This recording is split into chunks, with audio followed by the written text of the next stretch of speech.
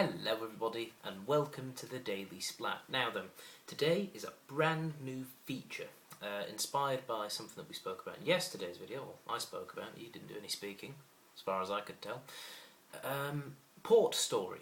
Basically, I have a few stories floating around, mostly involving times that I've had something to drink. The drink of choice for me personally is something like this, a nice lovely bottle of fortified wine, or port as it's also known. So I'm going to take this opportunity to sit here with a glass of some good port, or at least just whatever I've been able to find, and reminisce about a story. Now then, before we get cracking into this, I need to let you know that the stories are based on things that have happened to me, but I have changed the names to protect the innocent and, even more specifically, protect the guilty. Now then, today's names have come from random pages of The Adventures of Sir Arthur Conan Doyle, a biography by Russell Miller. So I've opened it up at page 212, and whatever names I can find will take on the roles of other people. I myself will just identify as me. So, without further ado, here is port story number 1.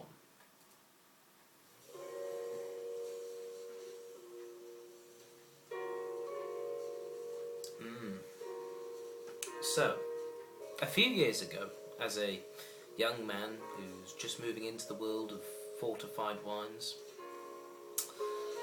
I decided to buy a large bottle of port. Now, considering I was having just gone over the cusp of the drinking age, when I went to a bottle shop and saw a 2-litre bottle of what was supposedly port for $11, I thought good value.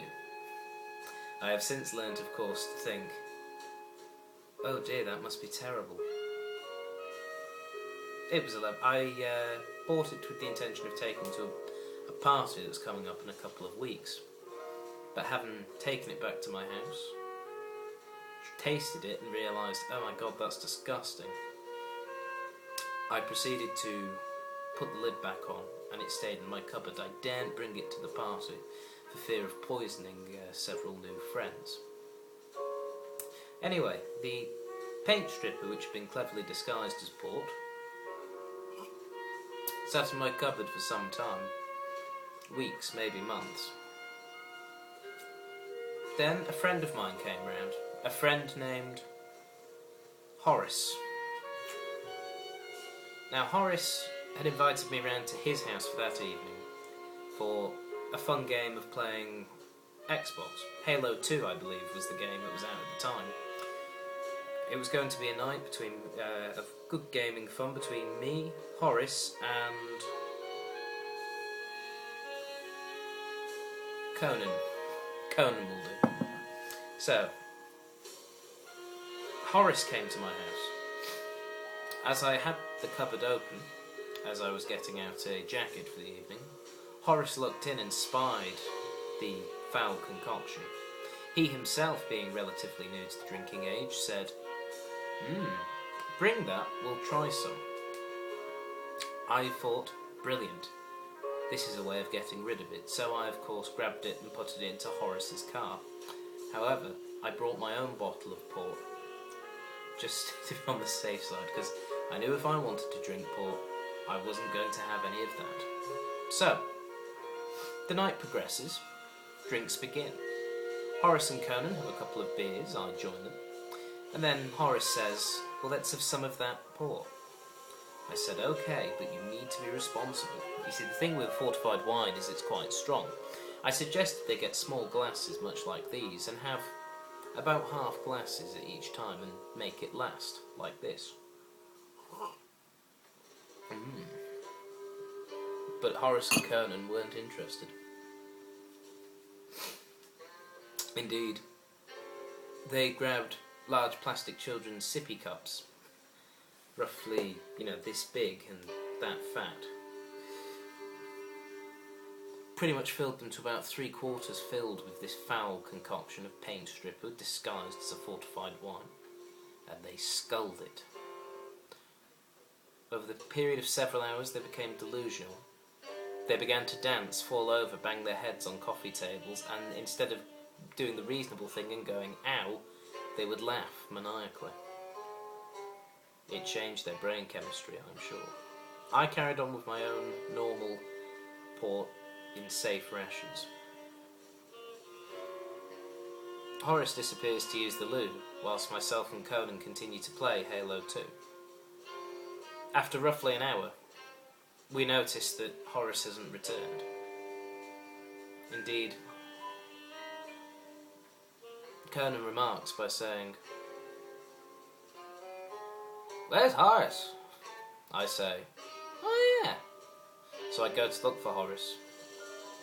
I go to the bathroom where he said he was going.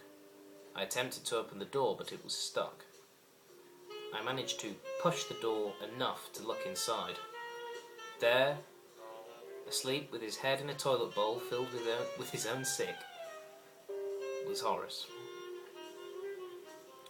I nudged him on the back with my foot, because that was all I could get through the door at this time, and I said, "Hey Horace, wake up. You've fallen asleep with your head in the bowl." Horace doesn't respond. I had managed to get the door open wide enough for myself to slip into the bathroom. I shake him a bit. He still doesn't move. He's alive. I can hear him snoring. I do the only good thing that a friend would do in this situation. And I hit the flush. The mixture of his own stomach juice and cold water slapped him right in the face, and Horace sat bolt upright going, I explained to him the situation, grabbed a towel, told him to dry himself off, and then took him back to his bed. Myself and Conan saw this as a good opportunity to finish the night. We went to our separate couches and slept. The following morning, Conan woke up with what can only be described as a monstrous hangover. As we were within walking distance of a McDonald's, I accompanied him, where he proceeded to eat 4 Big Mac meals, one after the other. Big Mac, large fries, Coke. 4 of them. I have never seen anything so terrifying in my life. After he consumed the 4th meal, he looked at me and said, "I need to go back to sleep." I took him back to Horace's house. Horace, still unmoved from the night before, lying in his bed. Conan chose to get into the bed with Horace, and the 2 of them slept for, I'm told, the remainder of the day. I don't know, because I left for home shortly afterwards. In all, between the 2 of them, they drank 1.5 litres of whatever that foul paint-stripping stuff was. The remaining half a litre was flushed down the toilet where most of the rest of it ended up, by Horace's father, Oscar. Horace has never drunk port since. Well, that's a lie. He did try it once more, with unfortunate consequences. But that is another port story. And until next time, drink responsibly.